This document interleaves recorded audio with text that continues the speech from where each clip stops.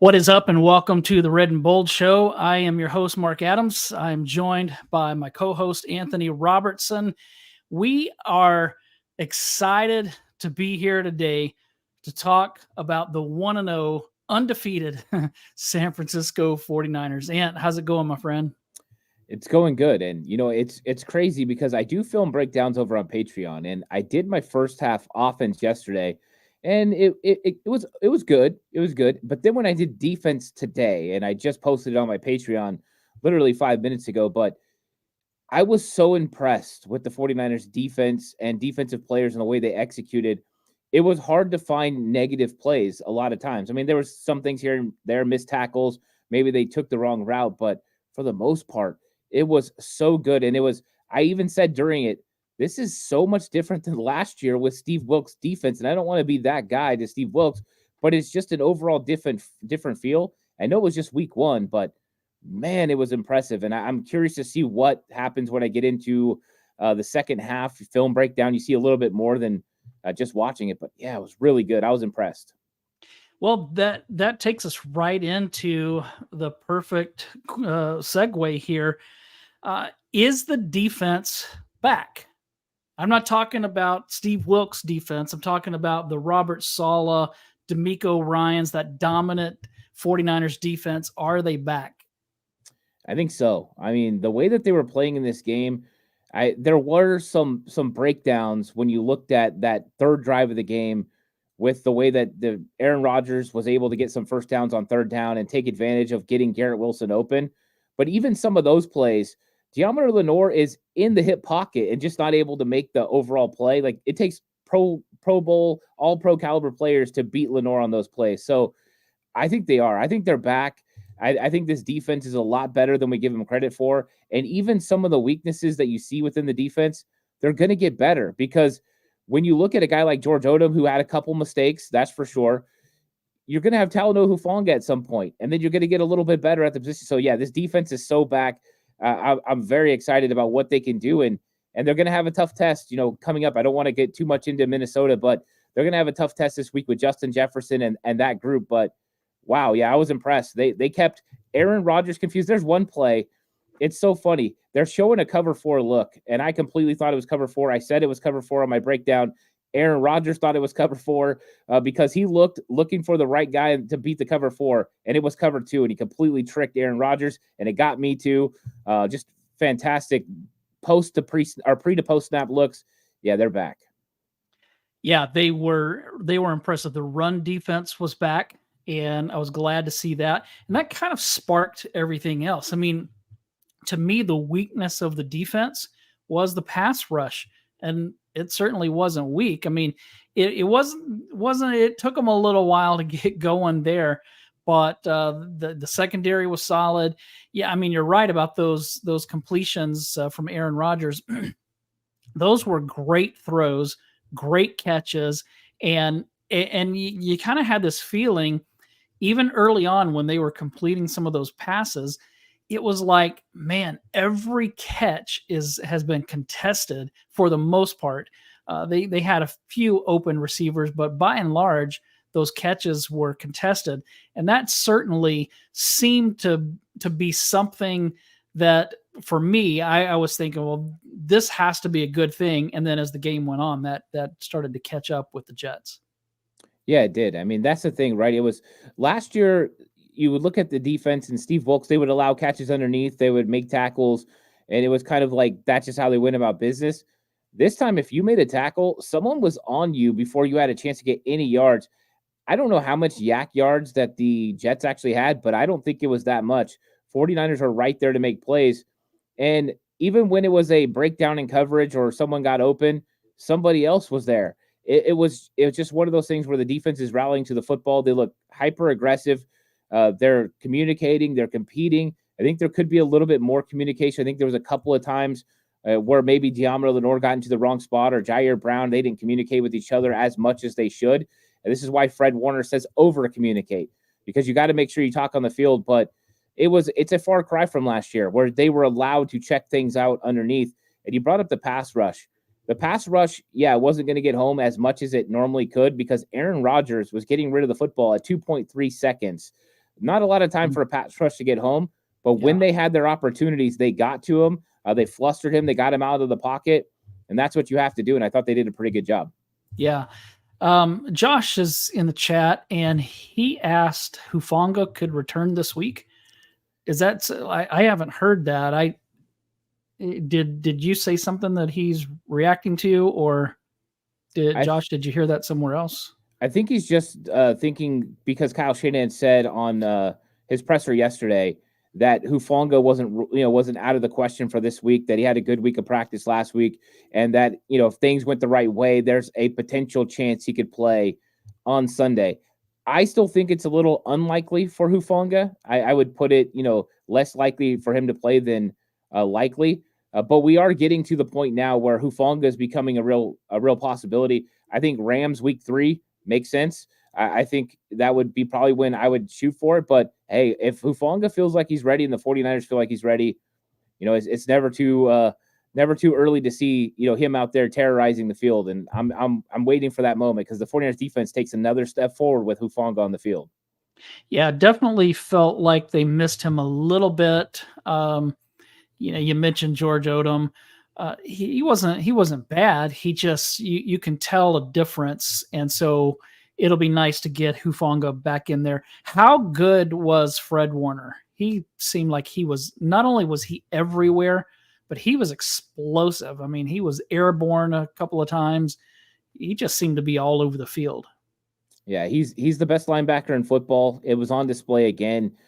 Just the recognition pre-snap of what's going to happen. You see him point things out before they ever happen. He moves right as the play is happening, knowing where he's supposed to get. It's just overall just fantastic play from him. He never ceases to amaze me on what he can do. And he talks about potentially getting better every single year, and I wonder how that's a possibility. Yet when you watch him, it seems like he gets a little bit better. And that punch out he had on Breece Hall, getting the ball out, that was fantastic. And it's almost becoming the norm. I saw Fred Warner running towards Breece Hall, watching that game live, and I yelled out, "Here comes the ball." That's how it is. Fred is just that guy. He was fantastic in this game, and I think it gets overlooked because we're just so used to seeing his greatness. But we're witnessing one of the best linebackers in the history of the NFL. I mean, he's really good when you combine what he does recognition-wise to coverage to how he plays the run. He's special. DeAndre Campbell wasn't bad, but he's no Dre Greenlaw. What did you see there?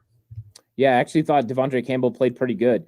And, going through my first half defensive film breakdown, I had heard a lot of people talking about Campbell playing bad. So I put a little emphasis on watching Campbell in this game, and I thought he was in the right spot to the right time.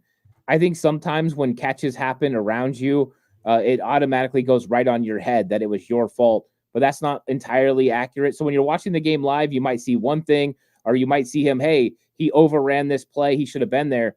But his actual job was to make sure he made the play cut inside, not to make the tackle. That's a hard thing for people to understand. Sometimes linebackers' jobs, not always to make the tackle, but sometimes to play selfless so that somebody else can make the tackle. And that's one of the tough things. But I thought Campbell did a good job. Is it going to be Dre Greenlaw levels? No, that's just not possible. Dre's special. And could Campbell clean up a little bit of the tackling? Yeah, he could. He got stiff-armed on the sideline. I didn't like that play a whole lot. But for the most part, right place, right time, pretty good in coverage, carrying. There's one play, he's carrying Allen Lazard up the seam, and he was right on top of him, so he did a good job. So overall, good play by DeAndre Campbell. Who was better, Deommodore Lenor or Charvarius Ward? I think Charvarius Ward's better in this game. They just didn't even test him. I mean, they didn't even want to look that way. It's kind of like on The Hangover, where you're telling them, don't even look at the card. Don't look at me either. I mean, that's kind of what it was like for Charvarius Ward. And, Lenor's good, really good. And he made a play on the football. That was fantastic. Getting the ball popped in the air for DFF's interception. But I did see a couple breakdowns with Deommodore Lenor. I think Charvarius Ward had the better game. I think Deommodore Lenor, though, is a guy that's going to consistently get better and better. And he's asked to do a lot, and he does it at a high level. So Charvarius Ward's better in this game, but Deommodore Lenor is pretty darn good too. Yeah, the tipped ball that turned into an interception by, of all people, Demetrius Flanagan Fowles. That was a great play. It was. And you know what? You got to give credit to DFF. I mean, it's tough sometimes. DFF, He's not great against the run, but one area he is good is in coverage. He played 12 snaps, and I thought he did pretty good in those 12 snaps. Not always great when it came to stopping the run, but right place, right time, and you got to make a play on the football, and he did. So you got to tip the cap to DFF. He got it done in this game, and that's what the 49ers needed him to do. And so, yeah, that was a fantastic play. DeAndre Lenor was all over that Garrett Wilson route, and DFF, right place, right time, make a play. Good job. Yeah, and it was a big play. What did you see from Isaac Yedem? I thought Isaac Yedem had a good game. They didn't really test him a whole lot. They got him a little bit on that Allen Lazard play up the sideline. I think he wishes he would have been more in phase. I don't think he thought that throw was going to happen, but you're going against Aaron Rodgers, and throws that shouldn't normally happen or that a normal quarterback would look off. He's not looking off because he can thread the needle. And he was trying to play the sideline as a second defender, but he gave a little bit too much space. And if he would have been a little bit closer to Lazard, then that play wouldn't have happened. But it took a great throw to get it done. I thought overall, though, Yedem was pretty good when it came to helping in the run game, and he was good in coverage. And as far as getting out there and getting his first work of the year, because he didn't have any preseason, I thought he looked pretty good. And I'm excited about our third cornerback potential, because it has been a real problem for the 49ers in recent memory. But I think they felt really comfortable with Yedem. They let him go out there and go against some of the best guys like Garrett Wilson, and he held his own. And that's what you need, especially with a guy like Yedem who says he wants to play in San Francisco for years to come. You're going to have some question marks about Charvarius Ward or DeAndre Lenor next year. Maybe Yedem could be a long-term, answer for the 49ers if he plays really well this season. But the cornerback room depth is definitely not a problem. I didn't think Aaron Rodgers was as bad as other people are seeming to believe. There were some drop passes. He didn't have a whole lot of snaps. I mean, because the 49ers just hogged the ball. But there were a few pretty throws, like one of those third down throws. Then there was the offsides that he had the free play and he went deep. That was just classic Aaron Rodgers. But when he was when they were moving him out of the pocket, he looked like he was struggling to run. Yeah, he's definitely not as nimble, not as athletic as he used to be. It usually takes you a while to get over an Achilles, and 41 years old, that's going to be really hard. I thought Aaron Rodgers did a pretty good job as far as recognition. He still got the mental capacity to read defenses and make the right reads. I do think there was some footballs that should have been caught. I think there's going to be games where he lights it up this season. I think he's going to have some good football games against certain defenses this year. I don't think he's washed, but I think against a really good defense like the 49ers, they just make it difficult on you. Your players have to play a lot more perfect than they normally would. You can't make mistakes. And I think sometimes that got to the Jets. So do I think Rodgers is as good as he used to be? I don't. Do I think Rodgers is still good enough to be pretty good enough to maybe get this team to the playoffs? That I do think that's possible. But yeah, you're right. Rodgers didn't look bad in this game. I just don't think he looked great either. I think he's kind of settling in now to where he is at 41 years old. And, if Father Time catches everyone, for Tom Brady, it took a little bit longer. But for a guy like Aaron Rodgers, it seems like it could be catching up a little bit. Maybe he's now, around 10 as far as top 10 quarterbacks instead of up there amongst the best in the league. Yeah, Brady was different because he was never mobile and he really was never touched that much. I mean, he would get rid of the ball so fast, but yeah, I saw some things that if I was a Jets fan, I would be encouraged by with Rodgers. I just think they played a really good defense. What did you think about the defensive line for the 49ers? I've heard some people saying that they look like they're as good as they've been in a few years. What did you think? I mean, they were missing one guy, I guess. I think they were only missing one. But what did you think of them? Yeah, I thought they were pretty good. Malik Collins had some real flash plays, playing good against the run. Same with Javon Hargrave. I thought he played the run better this game than he played for most of last season. I think that was encouraging. Jordan Elliott was a penetrator. He caused problems. And, Kevin Givens held up against the double teams when he got doubled. overall, I thought they did a good job. And then we had good edges set by the edge defenders. I think a couple of times they got to Floyd, they double teamed him, got a little bit of a push. But when they did, guys like Hargrave and others were able to win team defense. And so I thought the defense looked good. I thought the defensive line looked superb. And I think they're only going to get better. The more chemistry they get working together, it's going to work out a lot better. But yeah, far superior to last year as far as stopping the run. And I look for that to continue as we move forward, as they just get more and more used to playing together. And the good thing was we are missing Yetur Gross-Matos in this game, yet the 49ers got good play from a guy off the practice squad in Sam Okawanu, and Robert Beal, he didn't hurt the team. So those are good things for the 49ers moving forward. And I think part of the reason why they went ahead and made a roster move today, and went ahead and brought an offensive tackle onto the practice squad and let go one of the defensive ends, because they seen what they had from Robert Beal. They seen what they had from Okawanu, and I think they're feeling a little bit more comfortable. And hopefully that means Gross-Matos is close to coming back. You get extra points for saying Okinawu. That's a tough one. Yeah. When the 49ers finally moved on from Garoppolo, I said something in an article one time about, that I was glad that I didn't have to spell Garoppolo anymore. And my editor, David Bonilla, he named a couple of others that I don't remember who it was, but some that he always hated having to spell. And of course, then there's Manu Tuiasosopo back from the 80s. I would have hated to have to write his name too much. Let's go to the offensive side, and we have some questions in here that we'll get to as well. Christian McCaffrey did not play.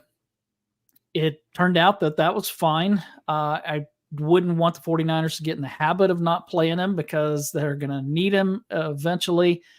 He says that he's preparing as if he's going to play this week, but I would be shocked. Especially with that Achilles thing going on, that concerns me. Is there a possibility that with the next two games being on turf that they hold him out of both of those? I think it is possible. I think that this week definitely seems like it's going to become more likely that he sits. Now, we'll see what happens. I know that he's been limited at practice. And with tendonitis, you just don't know how it's going to feel from day to day. I think the 49ers want to be careful with this, so they're going to evaluate what games they can win without Christian McCaffrey and what games they can't. I think the Minnesota Vikings game, they don't play good in Minnesota historically as a franchise, but I think that matching up against this team that's very aggressive when it comes to the blitz, being able to use Jordan Mason to run the ball and kind of wear them down, I think could be something they do. So I think it's probably more to the unlikely that he plays this week. I think Rams, a possibility, but it's starting to really feel like week 4 could be the spot where Christian McCaffrey comes back. I never want to count out McCaffrey because he wants to play, but the 49ers are going to be careful with him because they know that it's not weeks 1 through 4 that get you where you need to get. It's the end of the season, and they need Christian McCaffrey healthy for that. And Jordan Mason did a really good job in this football game. So I think they feel a little bit better about the situation, a little bit of sigh of relief. Jordan Mason did great in pass protection as well. So I think, yeah, you're right. It's probably McCaffrey more unlikely to play this week than likely. Let's talk about Jordan Mason, because there have been a lot of 49ers fans calling for him to get more touches. He got plenty on Monday night, and he came through in a huge way. Great game from Mason. I would have liked to have seen a little bit of Isaac Guerendo instead of roughing up Deebo any more than they had to. And with Jordan Mason, you gave him 28 carries or something like that. That's a lot of carries, especially being this was his first start. What did you see from him that you liked? And what would you think? Because I thought I had a question about that, but I don't. But what did you see that you really liked from Jordan Mason? And should they give him a little bit more help if McCaffrey isn't back this week? Yeah, I think that the 49ers were prepared in case something happened to Christian McCaffrey that he couldn't go. And what they ran with Deebo Samuel, I'm pretty sure that was something they wanted in the game plan that Christian McCaffrey was going to run. So they didn't want to eliminate what they were doing where they were moving Deebo in the backfield a little bit further out. And so that's part of the reason you got more of Deebo than you probably normally would have. I think Jordan Mason looked fantastic in this game. I thought he showed patience. He had good vision. And when it was time for him to get vertical, put his foot in the ground and go, he did that. And so for me, it was a really, really good performance by Jordan Mason. It was pretty good blocking by the offensive line. Of course, there's always going to be your mistakes here and there. But for the most part, they executed. And the thing about Jordan Mason is he seems like he doesn't tire out. I mean, when we got to the fourth quarter, he was still running with the same intensity that he was running with in the first quarter. And he looked like he could have taken another 28, carries. He's a bell cow style back. The Niners needed him in this game to do that. They needed to get around 35 to 40 carries to win this game, and he was able to carry the load. Gindo got in there for a couple of plays, did not touch the football, that's for sure. Will we like to see Gindo more? Yes. I think one of the things to remember is he was dealing with a little bit of a groin issue going into this game. So maybe they didn't have him a part of the rotation as much in case he wasn't able to go. So that would be my one consideration about Gindo, but they're going to need Gindo if McCaffrey's not going to play over the next couple of weeks. You don't want to have a 28 carry load for Jordan Mason for every game while McCaffrey's out. Keep that around 20. Let Gindo take care of some of those snaps, work in a little bit of Deebo, and I think they'll be just fine. But it's always going to be the 49ers' goal to get 35 to 40 carries. 40 carries, you win the game. That's just the way it is for the 49ers. That's why they love running the football. Yeah. Speaking of Deebo Samuel, he was great as well on Monday night, filling in some spots there with McCaffrey being out.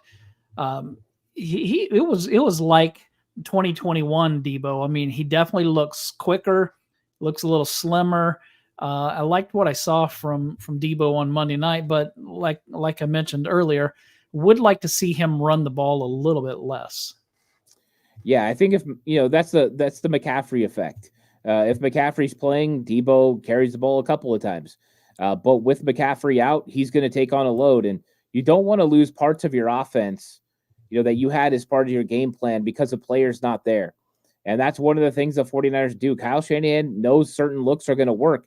And it's not always about the carries being as successful, but it's setting up other things. And I think that's one of the things to remember is Deebo doesn't always have to have, a big time 7-8 yards on a play. They just want him to give a certain look so that way they can get something else out of that, whether that's a pass play, play action, whatever it is. They're getting certain looks for certain reasons and trying to locate certain matchups.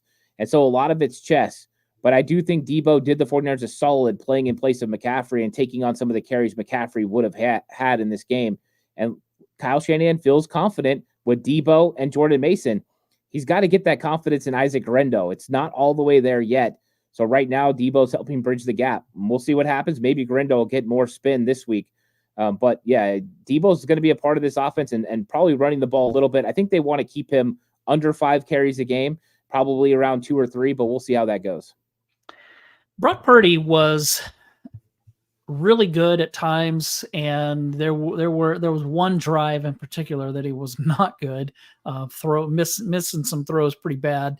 But what did you think of him? It was a different enough game that it wasn't on his shoulders. He just kind of needed to do what he did and not mess things up.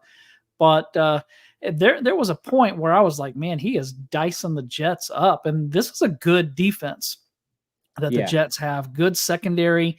And yet Purdy without Brandon Aiyuk being Brandon Aiyuk, we can talk about him in a minute. But he still was having a good game until late when he missed some throws. But at that point, it didn't really matter. Yeah, I think Brock Purdy played well. When you're coming out week 1 against a really good defense on Monday Night Football, your job is to execute the offense the best way you can. And I think that he did a good job with that. He had some key throws. He had a big third down conversion to Brandon Aiyuk. They had to get a conversion on 2nd and 19. He got that, down the field to Jawan Jennings. I thought he was reading the defense well. He was making the proper reads and the proper throws. He took care of the football. Sometimes he got down. Sometimes he ran. It was once again, complete quarterback play from Brock Purdy. There was one throw in this game that I didn't like. It was the one up the seam to Eric Saubert, where it almost got intercepted by Tony Adams. I think that was the one that he tried that I didn't really care for. But other than that, nothing was really dangerous. There was nothing that was at risk. Did a good job taking care of the football. That's your first goal as a quarterback. But I think also he got the 49ers in the proper plays, coming up to the line of scrimmage, canning plays, getting them to the right spots, so that way they could have an effective run game. Yeah, it was overall efficient and good from Brock Purdy, and that's what we've grown to expect. Was it dynamic? No, but it was really, really solid. All right, so here's the controversial question, because before the game started on Sunday, we found out that Dak Prescott signed this new deal with the Cowboys where he's getting $60 million a year or something like that. People immediately started saying Brock Purdy's going to be getting 65 or whatever. Is Brock Purdy worth 60 million? I mean, Patrick Mahomes, yes. Dak Prescott, no. I do not believe he's worth 60 million. I would pay Brady. I'd pay Peyton Manning. I'd pay Montana. I'd probably pay Steve Young that, these days, in their prime, John Elway, Dan Marino, guys like that. But I don't know that I would pay anybody other than Patrick Mahomes right now that much money. Josh Allen still makes too many mistakes. Lamar Jackson disappears at times. So is there anybody that you think would be worth that, much less Brock Purdy? I think the market's going to say yes. You look at the market and how it's trending, and the money's just going up. You looked at the wide receiver market, it just blew up, and there's guys getting paid more than, any of us would probably say they're worth. But it's just like with all things, you're worth what the market says you're worth and what someone's willing to pay you. I think because Brock Purdy's going to have another really good season this year, he's going to be in line for one of those big contracts. Do I know it's going to be $60 million? I don't. But I do think he's going to get paid pretty handsomely, and really he deserves it. He comes in his rookie year, he gets the team to the NFC Championship game. Last year they get to the Super Bowl, and they're overtime period away from winning that game. And so I think that when you have a quarterback that operates the system the way that he does, you want to hold on to that quarterback. And the 49ers have been looking for this guy for a long time. In 2017, 2018, right? They even tried with Trey Lance with that big trade, and it didn't work out. You got Brock Purdy. You don't want to lose Brock Purdy. So whether he's worth $60 million or not, if someone's willing to pay you that, then I guess you're worth it. And I think that's the realization of it is $60 million is becoming the new norm for quarterbacks in the NFL. And Brock Purdy, why would he turn down money? I don't understand that. But, yeah, $60 million is probably what he's going to get.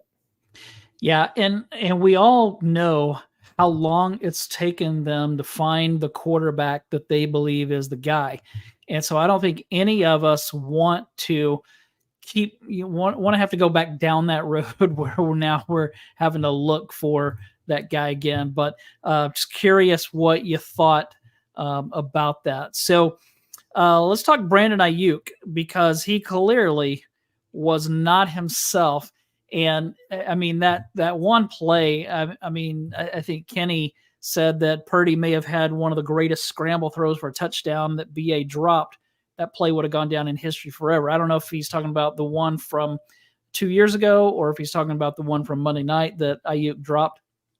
Yeah, it was a tough catch. He had a dive, but it hit him in both of his hands. He should have caught that. He had a couple of plays where he looked like Brandon Aiyuk, but for the most part, you could tell that he had missed the entire offseason in training camp.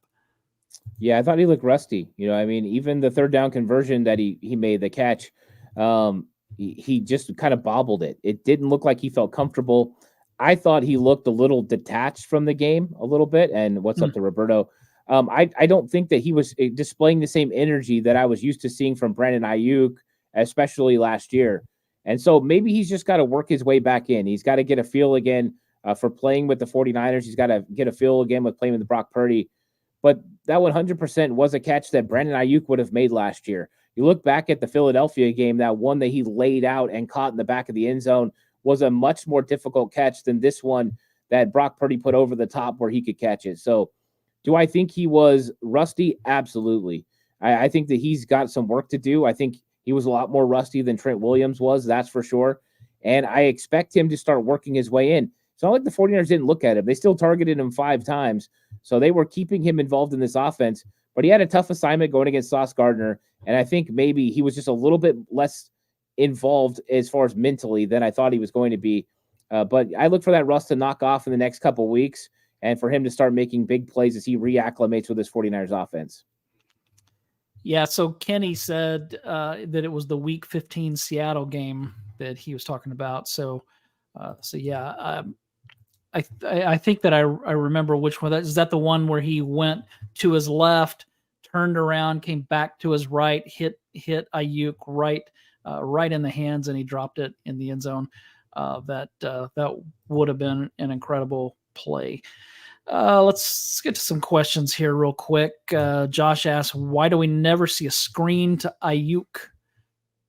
Yeah, not since his rookie year. Rookie year, we saw some screens, right? He catches the one against Philadelphia, ends up leaping over the player for the touchdown. But for the most part, they haven't used Aiyuk that way. They do it to McCaffrey. They do it to Deebo.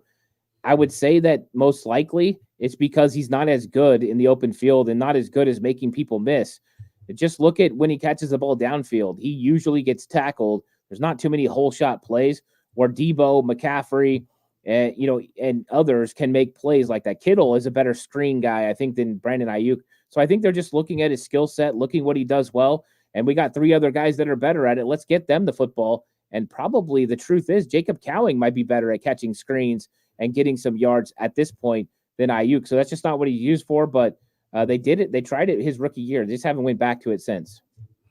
Yeah, I think Niners Nation makes a good point here that Aiyuk's good in the run blocking on screen. So, yeah, he's one of the top blocking wide receivers in the league. He might be the second best to his teammate, Jawan Jennings.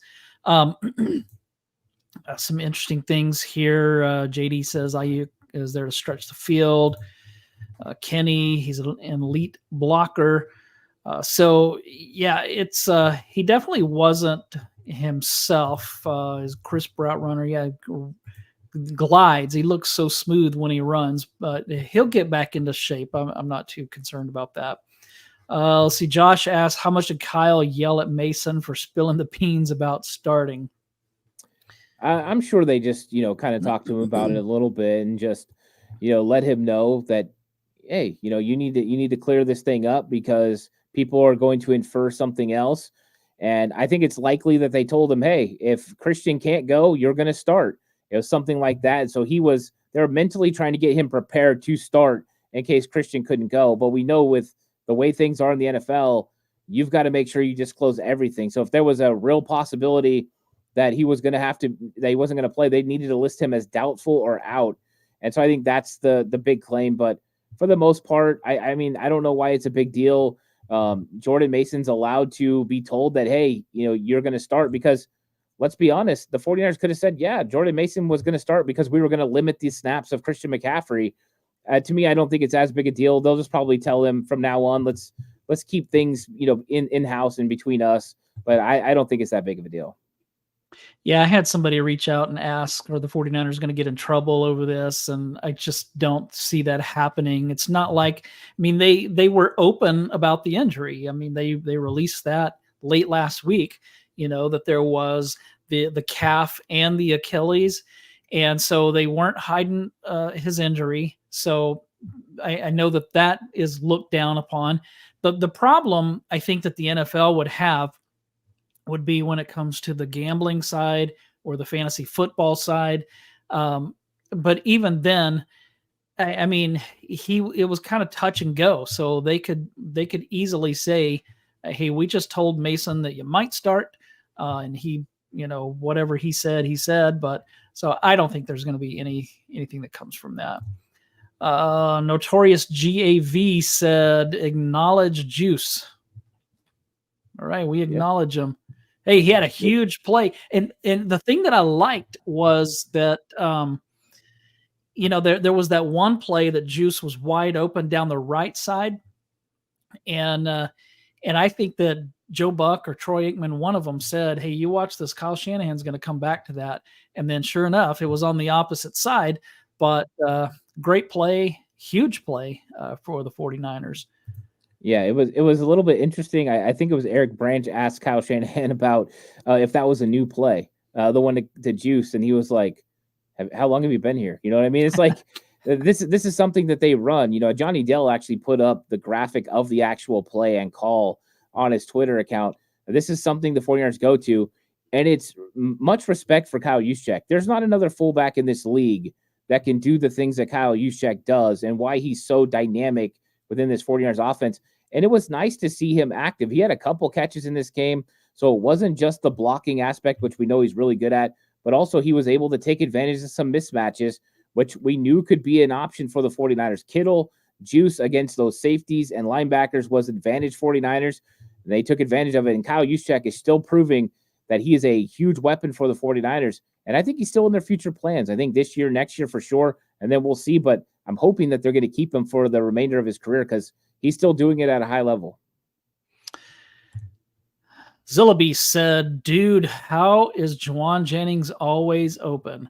Yeah, he is. It's so crazy. The guy, he runs really good routes, and because he doesn't have the speed that the other guys have, but he's huge. He comes up big, I lose words for him. He could have been the Super Bowl MVP, which like who would have thought that? But like he was big on Monday night, just like he always is. He comes up big in big moments. Yeah, that's why they love him. You know, when it's time to play dirty, get dirty blocking, he does a great job. He's one of the best blockers in the NFL. And then when it comes time to get open, he can do that too. And he's got a unique way that he runs routes. It doesn't look like everybody else. He looks like he's big and slow, but there's some quickness coming in and out of his breaks that create separation.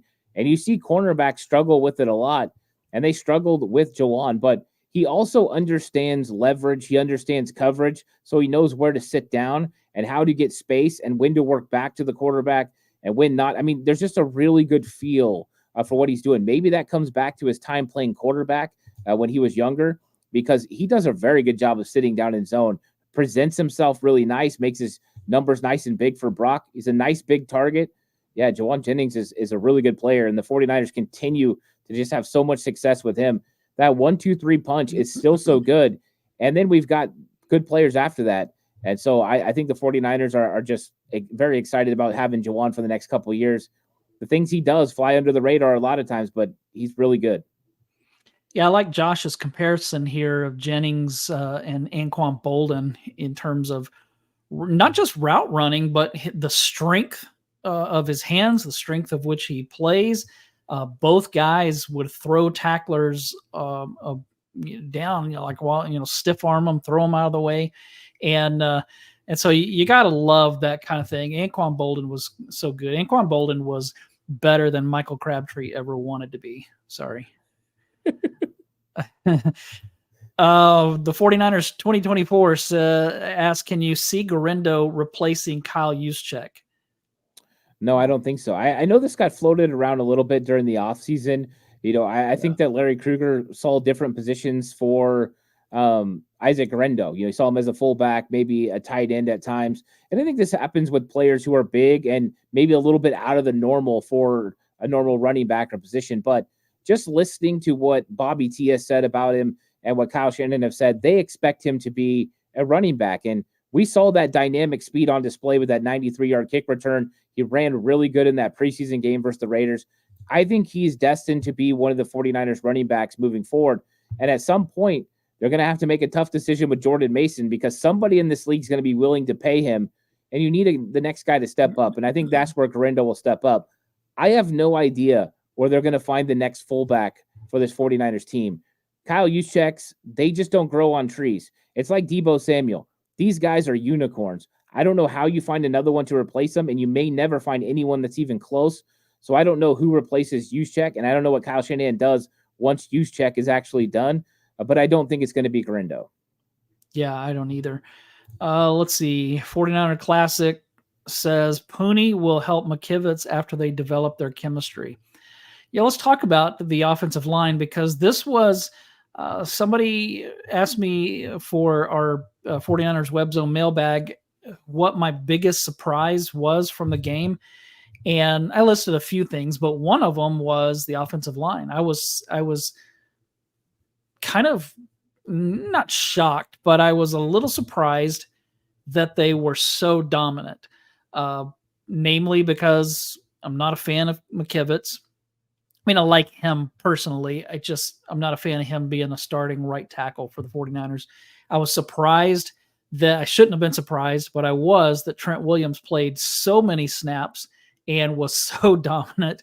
And then Pooney, man, he was great. And so the offensive line as a whole was really good on Monday night. What did you think about them? What did you like? What did you not like? I liked them. I mean, I think the one player that probably struggled the most was Jake Brendel. I think, some of the things that has been problems for him were a problem in this game. And there's one play where Javon Kinlaw absolutely throws him back like 3 yards and he just goes tumbling on the ground. Those things can't happen in the NFL. So I think he's still a little bit of a weak link. There's things he does well, but when you look at the other offensive linemen, Dominic Pooney was fantastic in this game. He answered the call of a young rookie.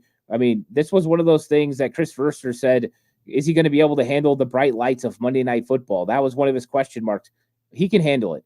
Dominic Pooney is a very solid player. We got to go from talking about this guy being a really good rookie to talking about him in the conversation for Pro Bowl at some point. I mean, that's how good he might be a Pro Bowl player this year. Phenomenal. Colt McKivitz was way better than we've seen Colt McKivitz. He blocked good in this football game. He was really good run blocking, and then he held his own. Is there a couple Colt McKivitz-esque mistakes? Absolutely. Quinnen Williams got him, threw his hands off, took care of him, especially when you're dealing with a guy like Quinnen Williams. He's not going to beat you up the field with speed. You have to worry about him working inside, which he did. So McKivitz, recognition a little bit better. Technique needs to get a little bit better when dealing with a bigger D end. But I thought he looked really good. Then you got question marks now with Banks. He's got the calf contusion, but he held up. Trent Williams was Trent Williams. I mean, the guy stepped in off the street and handled business over there. It was phenomenal. And I got to give kudos to Spencer Burford because Spencer Burford came in, played left guard, which we have not seen him play left guard at all, and he was clean. And not just that, he had a trap play where he had to come, and he laid out Jermaine Johnson. I mean, put him on his back. That's the kind of stuff you have to see. And I love Spencer Burford being able to be plug and play. 49ers got a solid offensive line production, and it looks like they got solid depth on the interior. I'm pretty excited about the offensive line moving forward. Now they got to stack good reps. But, yeah, it was a good showing for the offensive line. Yeah, they were impressive. And I do have to give McKivitz credit because he was better, as you said, better than we've seen him before. Real quick, before we take off here, what are you seeing with the 49ers and Vikings? What makes you nervous other than having to cover Jefferson? I mean, because that's the obvious.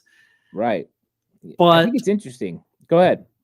What makes you nervous, and what has you salivating? Like, oh, we're really going to go after this.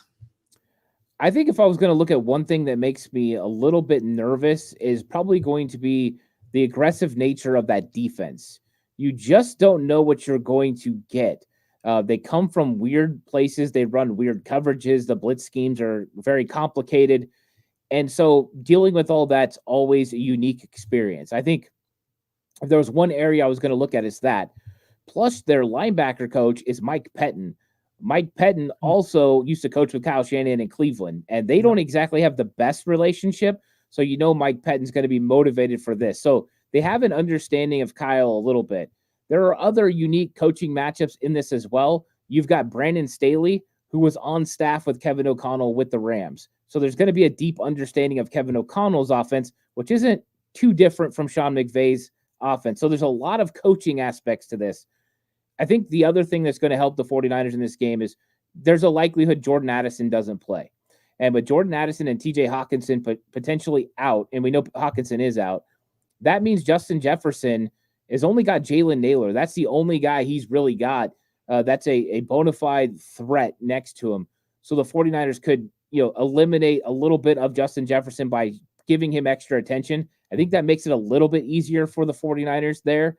But I think the biggest concern is how aggressive is that defense going to be for Minnesota, and what unique looks are they going to give the 49ers, because that was a problem last year. However, the 49ers had no Deebo Samuel last year, no Trent Williams last year. Yep. And so I think that those will be big reasons why the 49ers will have a better opportunity to win this game. But they've got to overcome. Minnesota is a house of horrors for the 49ers, and they've got to overcome that streak of not being able to win in Minnesota. But I think they can. I think they can do it this year. Yeah, I think it was Kenny who I'm looking back. I don't see Kenny. When was the last time the 49ers won in Minnesota? He threw that out earlier, and I can't see it anymore, but it was a long time ago whenever maybe Kenny fell asleep. But there he is. 1992, the last time the 49ers won in Minnesota. So that's crazy. And then look at the Notorious here with the math, the fast math, 32 years ago. Well done, Notorious. I would have needed a calculator to do that. Crazy. Yeah. 1992. Oh man.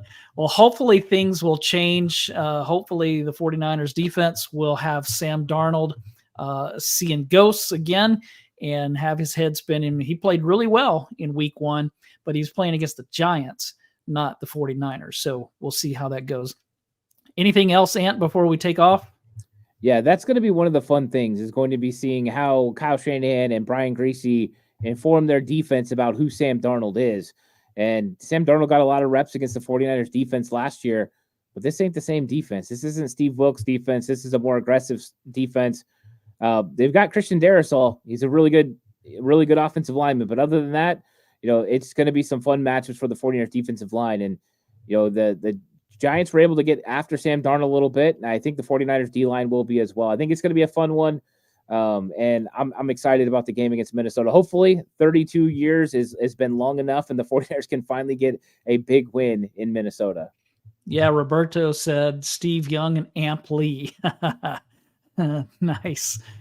All right, thanks everybody for joining us. We will be back next Wednesday at the same time, hopefully celebrating the 49ers moving to 2-0. Have a great rest of your week. Enjoy your weekend with all the football on,